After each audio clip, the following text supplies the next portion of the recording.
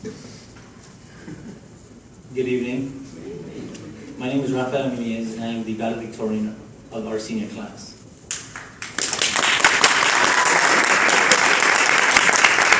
Before I begin, I would like to thank several guests for being here tonight. I would like to thank Dr. Hackett, Dr. Allen for the presence here tonight. I would like to thank my mother and my sister for supporting me and being here tonight. I would also like to thank all teachers and administrators for showing their presence here tonight. And most importantly, I would like to thank Mr. Petrucci for his generosity. And this is not my first time seeing Mr. Petrucci. He's always contributing to Irvington High School and the Irvington football team. And I would like to tell him from the very bottom of my heart that I'm very thankful for everything that he does. So we were asked to choose an inspirational teacher. And this is a very difficult thing to do because, as a saying goes, it takes a village to raise a child. And it took many villagers to raise me and to help me succeed. So this was a very difficult choice, but after much contemplation, I decided to choose Mr. Kornacki. And the reason I chose Mr. Kornacki is because he did something that many other teachers cannot do. He made me interested in a subject that I really did not like. I hate all science and I hate all math. I'm not a STEM person, I'm a social science type of person. And but the way he taught the class is extraordinary. He made me realize a side of myself that I did not know I had. He made me realize that I love the environment, I love the trees, I love nature. Because of him, I'm more conscientious of what I do within my environment. So I'm very thankful, but that's not why he's the most influential teacher. Because I may forget all that I learned about environmental science, but what I will never forget is the life lessons he has taught me. He has taught me to always question. He has taught me to never accept an answer simply because it is given to me.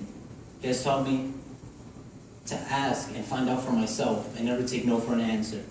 And in this class we have had various discussion and debate, and the topics are not even related to environmental science. Sometimes they're Obamacare, wars, segregation, even marijuana. We talked about crazy things in this class.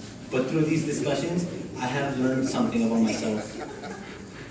I'm the type of person that likes to get into an argument and I like to be right. It's either my way or the highway most times.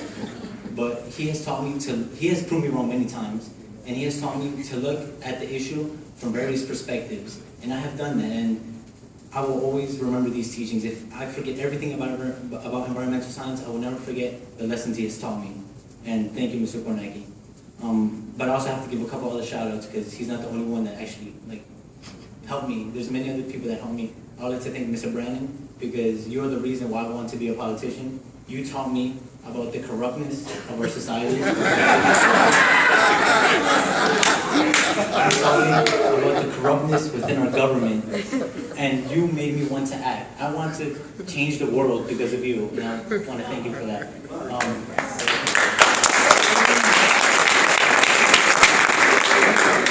I would also like to thank Ms. Hall, because Ms. Hall, you are a second mom to me. You are my school mom, as somebody said earlier today. And you did do this as a guidance counselor. You helped me through my application process. You helped me realize my college list. You did all those things that most guidance counselors are supposed to do. But not only that, you were a friend. You were somebody I could speak to. You were somebody I could sit with and blow some steam off with. And that's something that I really needed throughout these last couple years, and I really thank you for that. And I also would like to thank Dr. Deutsch. I've known him since 5th grade, and I had him as a teacher last year. And one thing that I got from his class is to always strive for perfection, because I think I'm right most of the time. So when somebody's telling me that I'm doing something wrong, it bothers me. But he taught me to always try to be perfect, and there's always something you can correct, there's always something you can do. And thank you for that. And so I would like to talk a little bit about myself. I was born in Queens, New York, and I lived there up until I was 8, and then I moved to Irvington. I moved to Irvington in the 4th grade, and I've been attending Irvington Public Schools since then. And I have achieved much success since a young age. I've always been above my peers in reading and writing and math and logic and common sense and mostly everything. But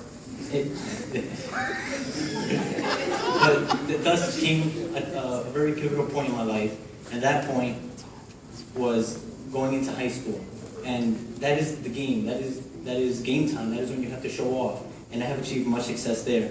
And I have achieved, some of my achievements are being ranked #1 in my class, achieving a 4.3 GPA, being the president of the National Honor Society, having a course load of all honors and AP classes, receiving a full scholarship to Dartmouth College, and being chosen to the United States Senate Youth Program. And that program made me realize something. That was a program in which only 2 students from every state are chosen. And you go to DC and you represent your state. And that really showed me that I'm not only succeeding within my community, but I'm only succeeding nationally. And those are some of my academic achievements, and some of my athletic achievements are being a varsity quarterback for the past 2 years and also being a varsity baseball player for the past 4. But blah, blah, blah, blah, that's about me. And but what I'm really most proud of, my greatest achievement in life has to be my community service. Because when we die, our money, our degrees, our diplomas, they stay here. But what doesn't stay, what will always stay here, and what people will always remember us by is our legacies, what we leave behind. And that is what I am most proud of. I don't care about all my A's, I don't care about receiving a scholarship, I care about what I do for my community. And so some of the activities that I do are working with the Irvington Food Pantry. And in the Irvington Food Pantry, I help collect food for the needy and I distribute it. And nothing, I'm telling you, nothing beats the joy of giving someone a bag of food and they tell you that if it weren't for that bag of food, they would have not eaten for the day. It is the most wonderful feeling in the world. I've also done various food drives, book drives, health fairs, cerebral palsy awareness walks, book fests, and dictionary projects. And after high school, I plan on interning at Rutgers, Newark, and working with a biology professor. That's just something I want to do just for fun. But once I get in, during the fall, we'll be attending Dartmouth College, and I will be majoring in government. And after that, I hope to attend Harvard Law School and obtain a law degree and be a politician. Now, that probably has been one of the most controversial choices of my life. Because whenever I tell somebody I want to be a politician, they come up to me and they're like, well, why do you want to do that? They're all corrupt. You know, they're always challenging me. But I realized that I want to be a politician because I want to take on a challenge. Change is only achieved through taking on a challenge. Dr. Martin Luther King, he defied all social norms. He fought for what he believed in. He ultimately died for what he believed in. He did not simply just sit there and accept what society had given to him. He fought for what he believed in and he died. And that is the type of person I want to be. I want to be a politician. I want to be just like Martin Luther King. I want to fight for my community. I want to be the voice for those who do not have a voice. I want to be a voice for those who are scared to speak. I want to make a difference within my society, and that is my life goal. A couple years ago, I attended a workshop, and in that workshop, I learned about 2 different types of people. There are successful people, and there are significant people. And this person explained to me the difference. He gave me the example of Steve Jobs. And he said that Steve Jobs was a billionaire, completely revolutionized the technological industry, but in a book that he wrote before he died, he said he was miserable. He said that his family hated him. He said that his kids hated him. He died alone and he died depressed. With billions of dollars in his bank account, but nonetheless lonely and depressed. That's success. But some people like Martin Luther King Jr., they were significant. They left an impact on this world. They changed the community for the better. And he might have not been rich, but we will never forget him. One day we will forget about Steve Jobs, but we will never forget about Dr. Martin Luther King Jr. And that is the type of person I want to be. I want to follow in his footsteps. And before I leave here, I want to end with a quote. And that quote is "Win, win, win" by Rafael Nunez. I created the quote.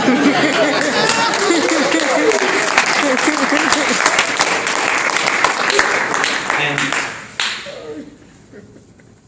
in our school system, sometimes we are disillusioned. We are taught to think that everybody's a winner, that everybody succeeds. But to be honest, that's not the truth. Because in order for somebody to win, somebody has to lose. I'm sorry, I'm being very brutally honest right now. For somebody to win, somebody has to lose. For somebody to be a doctor, somebody has to be a janitor. For somebody to be a lawyer, somebody has to be a fry cook. But the question is, will you be the fry cook or will you be the lawyer? Will you be the janitor or will you be the doctor? Now, listen, we're going into the real world now. This is not high school anymore. We're going to college. We'll be competing for jobs. We will be competing for money. We will be competing for many things. Will you win or will you simply roll over and die? Now, what will you do? You want to win. That is why I live my life by. I will not be a loser. I'm sorry. Whoever created the quote, "Winning isn't everything," that person was a loser.